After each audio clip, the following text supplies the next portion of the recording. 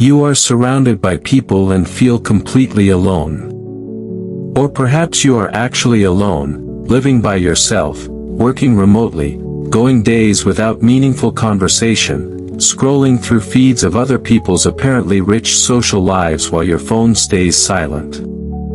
Either way, the feeling is the same, a profound, aching sense of disconnection. Of not being seen. Of not being known. Of moving through life without genuine contact with another human soul. You are isolated even when surrounded, or you are surrounded by isolation. And you have tried to fix this. You have joined groups, attended events, and forced yourself into social situations despite the exhaustion. You have reached out to old friends only to have conversations feel hollow. You have tried dating apps, networking events, and hobby clubs, all the prescribed remedies for loneliness. Some worked briefly. Most did not. And even when they worked, the relief was temporary. The loneliness returned, sometimes deeper than before. Here is what nobody tells you: most advice about loneliness is treating symptoms, not causes. It tells you to get out more, to connect more, to be more social, as if loneliness were simply the absence of people. But you already know this is wrong. Because you have felt loneliest in crowds. You have felt most disconnected when surrounded by acquaintances. You have felt most isolated when trying hardest to connect. The Stoics understood something about loneliness that modern psychology is only beginning to rediscover. Loneliness is not fundamentally about the absence of others. It is about the absence of yourself. It is about disconnection from your own essential nature, from a genuine relationship with reality, from the practice of living according to what you actually are. This sounds paradoxical. How can loneliness, which feels like it is about needing others, actually be about yourself? How can the cure for disconnection be anything other than more connection? Let me show you what the Stoics discovered about loneliness, why their solution is radically different from what you have been told, and how their ancient wisdom offers a path out of isolation that actually works, not by filling the void with people, but by transforming the void itself. The loneliness epidemic, why now? First, we must acknowledge the scope of the problem. You are not uniquely broken for feeling lonely. You are experiencing something that has become epidemic. The statistics are staggering. Rates of reported loneliness have doubled in recent decades. More people live alone than ever before in human history. Social isolation is now recognized as a health risk equivalent to smoking 15 cigarettes a day. The Surgeon General has declared loneliness a public health crisis. But here is what is strange. This is happening at the moment of maximum connectivity. You have more ways to reach people than any human in history. You can video call someone on the other side of the planet. You can access communities of people who share your interests. You can broadcast your thoughts to thousands. You have social media, dating apps, messaging platforms, and virtual communities. And yet you are lonelier than your great-grandparents, who lived in small towns, who knew fewer people, who had far less access to connection. Why? Because connection and connectivity are not the same thing. You have been sold a substitute that looks like the real thing but provides none of the nourishment. Modern life offers you a breadth of connection, many people, shallow contact. The Stoics would say what you actually need is depth of connection, fewer people, genuine contact. You have been given 1,000 acquaintances when what you need is 3 real friends. You have been given constant superficial interaction when what you need is an occasional profound encounter. But there is something deeper happening. Modern life has systematically destroyed the conditions under which genuine human connection occurs naturally. You no longer live in stable communities where relationships deepen over time through proximity and shared experience. You move for jobs, for opportunities, for convenience. Your relationships are temporary by design. You no longer participate in shared rituals, shared beliefs, and shared understanding of reality. Previous generations had church, had civic organizations, had common narratives. These created ready-made communities. You have fragmentation, individualism, 1,000 competing realities with no common ground. You no longer work in ways that create genuine bonds. You sit in cubicles, communicate through screens, and collaborate with people you never actually see. Previous generations worked shoulder to shoulder in farms, in factories, in shared physical labor that created organic social bonds. And perhaps most importantly, you no longer know who you are. Previous generations had clear identities, defined by family, by place, by tradition, by role. You have been told to create yourself, to be whoever you want, to reject all external definition. This freedom is intoxicating but also isolating. When you do not know who you are, how can anyone else know you? The Stoics would look at modern loneliness and say, you are cut off from nature. Not trees and rivers, though that too, but from your essential nature as a social, rational being who requires certain conditions to flourish. What loneliness actually is, the Stoic diagnosis. So what is loneliness, really? Most people think loneliness is the painful feeling that arises from being alone or from a lack of social connection. The Stoics would say this is superficial. Loneliness is the experience of being disconnected from what you essentially are. You are, by nature, a rational being. When you are disconnected from reason, when you live in confusion, in reaction, in passion rather than principle, you feel existentially lonely even if surrounded by people. Because you are not connected to your own essence. You are, by nature, a social being. But not in the way modern culture understands social.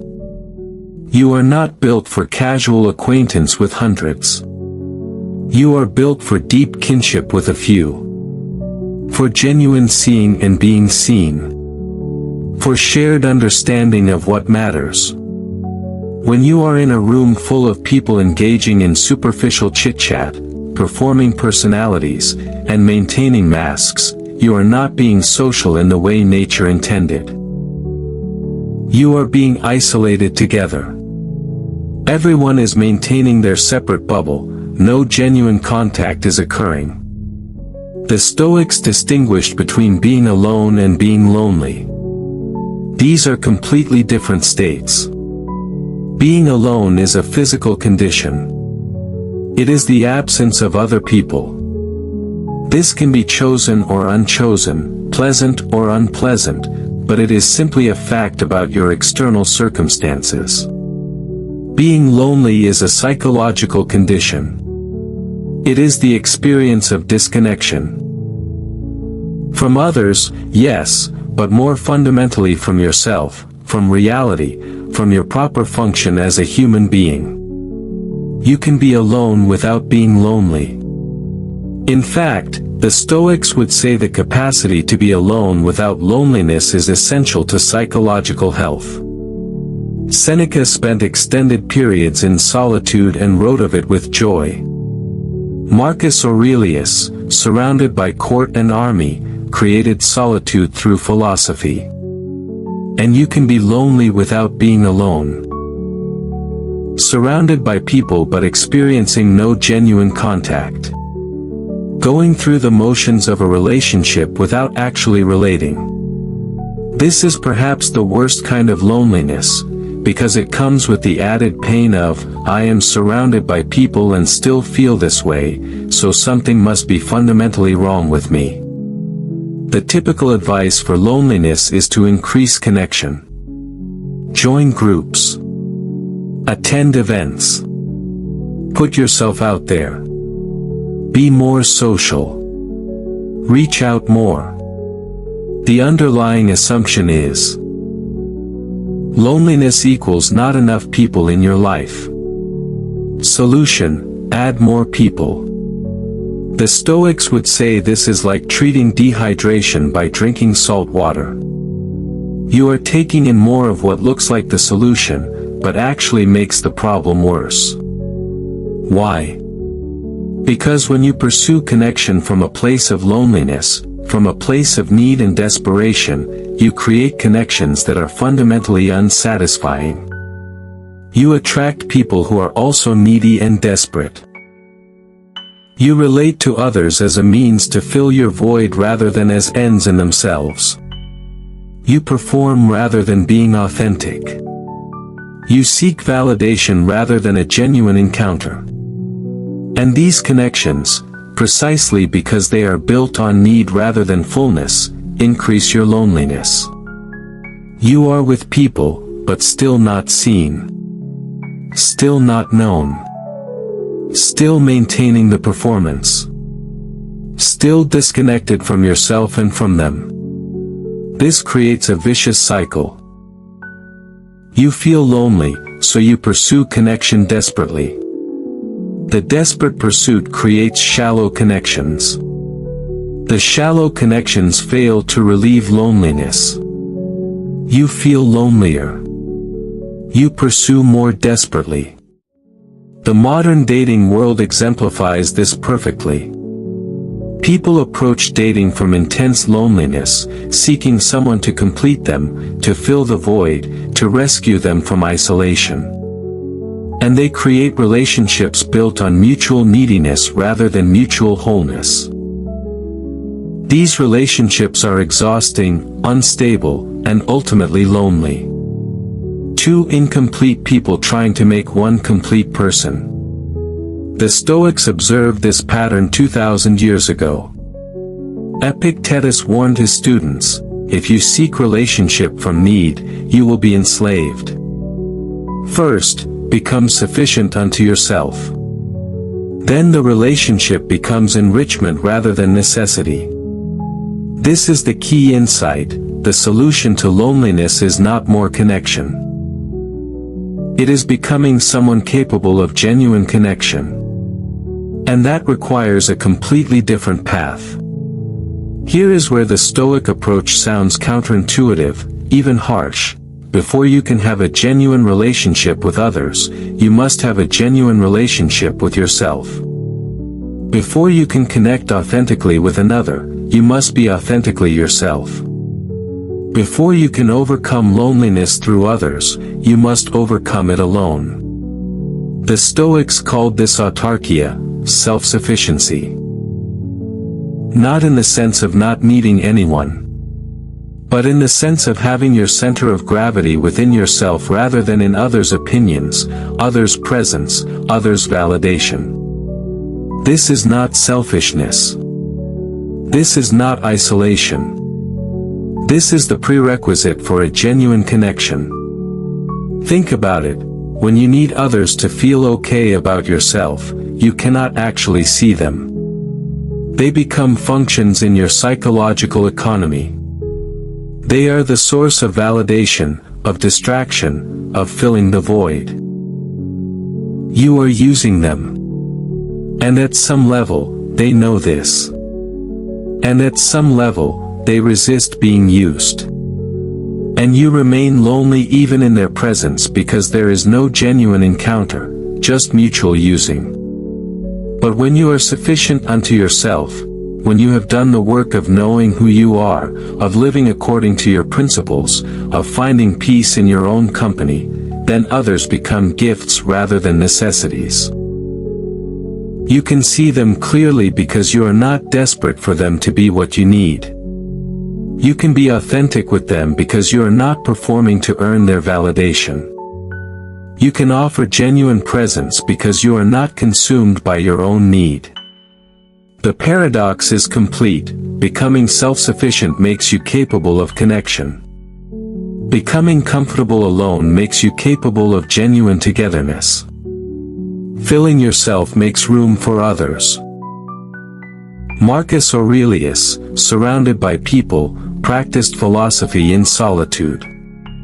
He wrote meditations to himself. He cultivated inner dialogue. He became his own best companion. And from this fullness, he was capable of genuine service to others, not because he needed them, but because he understood his nature as a social being and acted according to it. So how do you actually develop this self-sufficiency? How do you move from loneliness to capacity for genuine connection? The first Stoic practice is cultivating what they called inner companionship, the capacity to be good company to yourself. Most people are terrible company to themselves. Their inner dialogue is harsh, critical, anxious, and repetitive. When forced to be alone with themselves, without distraction, without entertainment, without others, they experience something close to torture. They reach immediately for the phone, the television, the food, the drink. Anything to avoid being alone with the voice in their head. The Stoics practiced the opposite. They cultivated an inner dialogue that was supportive, philosophical, grounded in reality, and virtuous. They became good company to themselves. Marcus Aurelius' Meditations is essentially the record of his inner dialogue. He asks himself questions. He reminds himself of principles. He examines his day. He reflects on nature. He considers mortality. He is conversing with himself in a way that is enriching rather than depleting. You can do the same. The practice is simple but demanding. Spend time in genuine solitude, not just physical aloneness, but mental solitude. No phone. No entertainment. No distraction. Just you and your thoughts. At first, this will be uncomfortable. Possibly excruciating. All the thoughts you usually avoid will surface. The inner critic will be loud. The anxiety will be present. The boredom will be intense. Stay with it. Do not flee. Begin to observe your inner dialogue. Notice how you talk to yourself. Notice the patterns, the repetitions, the harshness, the fear. Then begin to shift it. Not through positive affirmations, that is shallow.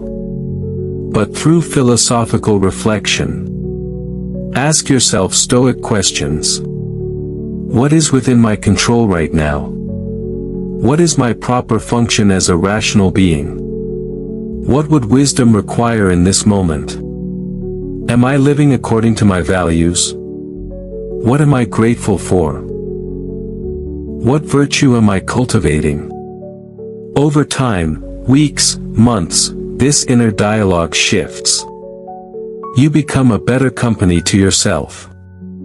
You can be alone without loneliness because you are engaged in genuine self-reflection rather than drowning in anxiety or seeking distraction. This is not narcissism. This is not self-obsession. This is the examined life. This is philosophy as Socrates meant it, the care of the soul. But the Stoics were not advocating for hermit-like isolation. They had a sophisticated understanding of human social nature captured in the concept of Oikeiosis. Oikeiosis means something like familiarization or appropriation. It describes the natural process by which we extend care and concern outward from ourselves to others. The Stoics observed, you begin with natural care for yourself. An infant cares for its own well-being instinctively. Then this care extends to immediate family, parents, siblings. Then to extended family, then to community, then to nation, then, and this is where the Stoics were radical, to all of humanity, and even to the cosmos itself. The Stoic ideal is to draw these expanding circles inward until you relate to all humans as if they were family, all beings as if they were part of yourself. Because at the deepest level, they are. You are all manifestations of the same rational universe, all expressions of logos, all interconnected. This is the opposite of loneliness. This is cosmic belonging. Recognition that you are not an isolated individual but a node in an infinite web of connections. But, and this is crucial, this expansion outward begins with a proper relationship with yourself. If you have not cultivated inner wisdom, inner peace, inner virtue, you cannot genuinely extend yourself outward. Your attempt to connect with others will be from need, from grasping, from the hope that they will fill what you lack. The Stoic who has done the inner work moves outward naturally. They contribute to the community not because they need validation but because it is their nature to do so. They form friendships not to escape loneliness but because genuine affection naturally develops between virtuous people. Epictetus taught, if you would have others be loyal to you, you must first be loyal to yourself. If you would have others treat you well, you must first treat yourself well. The movement is always from the inside out, never outside in. Modern culture tells you that more friends are better, that a large social network is successful, that you should be popular, well-connected, and constantly social. The Stoics would look at this and say, completely wrong. You do not need many friends. You need a few genuine friends. And the difference is everything. Seneca wrote extensively about friendship. He distinguished between the crowd of acquaintances and the handful of true friends. He said most people mistake proximity for friendship, shared activity for connection, and pleasant conversation for a genuine encounter. True friendship, in the Stoic sense, requires several elements. First, shared commitment to virtue. Friends are not just people you enjoy spending time with. They are people who share your values, who are also committed to becoming better, who will challenge you when you falter and support you when you try. Second, genuine seeing. A friend sees you as you actually are, not as you pretend to be, not as you hope to be, but as you are right now. And they see you with compassion rather than judgment, with encouragement rather than criticism. Third, reciprocal benefit. But not in a transactional sense. Each friend makes the other better through their presence. You become wiser, more courageous, more just, more self-controlled because you have this friend. They become better because they have you. Fourth, independence. Strange as it sounds, Stoic friendship requires that neither friend need the other for their essential well-being. You do not depend on your friend for your peace, your worth, your identity. And they do not depend on you. This mutual independence paradoxically creates the conditions for genuine intimacy. When you understand friendship this way, you realize, one such friend is worth 1,000 acquaintances. 3 such friends are wealth beyond measure. You do not need to be popular. You need to be known by a few people who matter. And here is what solves loneliness: not having hundreds of followers, not being invited to every event, and not having a full social calendar. But having one person with whom you can speak honestly about what matters. One person who sees you. One person whose presence reminds you who you actually are. Most people have never had such a friendship. They have had pleasant companionship, fun times, shared activities, but not the deep kinship the Stoics described. And without it, they are lonely even in crowds. But how do you actually develop such friendships? How do you move from shallow acquaintance to genuine connection? The Stoic practice is presence, the capacity to be fully present to another person without agenda, without performance, without distraction. Most social interaction is performance. You are managing your image. You are thinking about what to say next. You are worried about how you are being perceived. You are distracted by your phone, by your thoughts, by your anxiety. This creates the experience of being with someone while not actually being with them. You are both there physically, but neither is present psychologically. This is the essence of modern loneliness. We are together but separate. The Stoic practice is to bring full attention to the other person.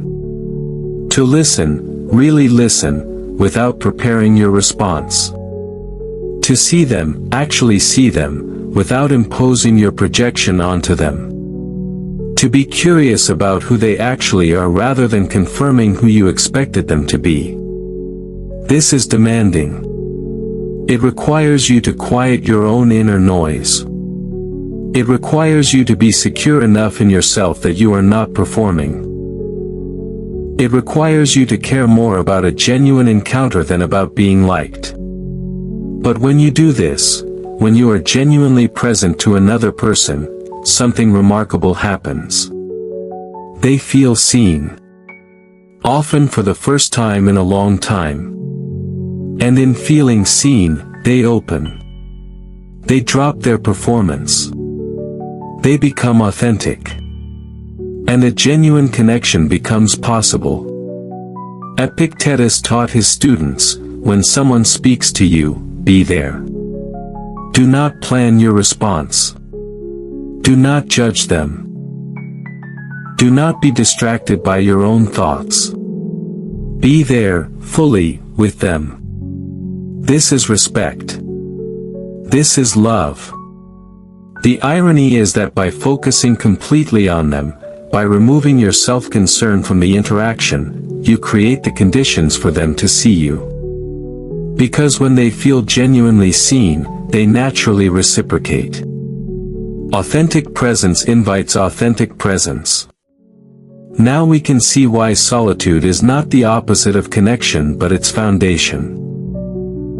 Time alone is where you do the work that makes a genuine connection possible. It is where you examine yourself, where you cultivate virtue, where you become someone worth knowing. It is where you develop self-sufficiency so that you come to others from fullness rather than need. The Stoics practiced regular withdrawal from social life. Not as escape, as preparation. Seneca would retreat to his study. Marcus would practice philosophy alone. Epictetus taught in a community but lived simply and often alone.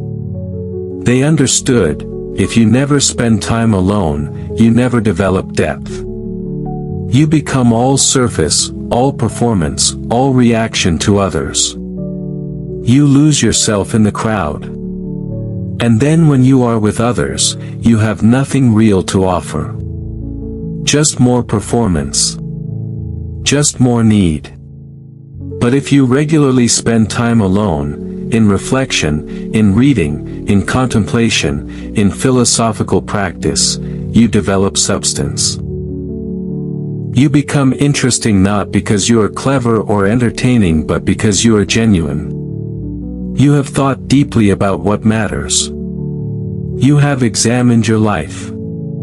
You have cultivated character. And this depth naturally attracts others who also have depth. The practice, set aside regular time for solitude. Not just being alone in your apartment while scrolling. But genuine solitude. A walk without your phone. An evening of reading philosophy. An hour of journaling. A morning of meditation. At first, this will feel lonely. Because you have confused solitude with loneliness. Your mind will tell you that you should be with people, that being alone means something is wrong with you, and that you are wasting time. Ignore this. Stay with the solitude. Let it teach you. Let it show you who you are when no one is watching. Let it reveal what you actually think, actually value, actually want. Over time, solitude transforms from something to endure into something to treasure. You discover that you are good company for yourself. That your own thoughts are interesting. That being alone is not loneliness but fullness. And from this place, from this self-sufficient fullness, you can go back to others completely different. Not needy. Not performing. Not grasping. But present, authentic, capable of genuine encounter. There is one more essential element to the Stoic solution for loneliness: contribution. You are, by nature, a social being. Not in the sense that you need constant social interaction, but in the sense that you have obligations to community, to humanity, to the whole. Much of modern loneliness comes from lack of genuine contribution. You go to work, but your work feels meaningless. You interact with others, but the interactions are transactional. You consume entertainment, but you create nothing of value. You are not contributing to something larger than yourself. And this creates existential loneliness. The sense that your life does not matter, that you are not needed, that your presence makes no difference. The Stoic response: find ways to contribute that align with your nature and values. Not for recognition. Not for approval. Not to be liked. But because it is your function as a rational, social being to contribute to the common good. This might mean work that genuinely serves others. It might mean volunteering. It might mean being the friend who shows up. It might mean creating something. Art, writing, music, code, that adds beauty or utility to the world. It might mean simply being the person in your family or friend group who brings wisdom, who asks good questions, who creates space for authentic conversation. The key is that you are giving from fullness rather than taking from emptiness. You are not contributing in order to be validated, to be thanked, to be seen. You are contributing because it is your nature to do so. Because you have done the work of filling yourself, and now contribution flows naturally outward. Marcus Aurelius, as emperor, understood his role as service to Rome. Not because it made him popular, it often did not. Not because he needed recognition, he rarely received it. But because it was his function, his contribution to the whole. When you contribute in this way, from self-sufficiency rather than need, you create a genuine connection as a byproduct. People recognize authenticity. They are drawn to someone who gives without grasping. They trust someone who contributes without demanding recognition. And slowly, naturally, community forms around you. Not because you were chasing it, but because you became someone worth being around. Now we can see how the Stoic approach to loneliness is a complete inversion of typical advice. Typical advice: feel lonely, seek more people, fill the void with connection, hope loneliness goes away. Stoic approach: feel lonely, turn inward, develop self-sufficiency, become capable of genuine connection, loneliness transforms. The typical approach treats loneliness as a problem to solve through addition: add more people, more interaction, more socializing. The Stoic approach treats loneliness as a symptom pointing to deeper work, developing your character, knowing yourself, living according to nature.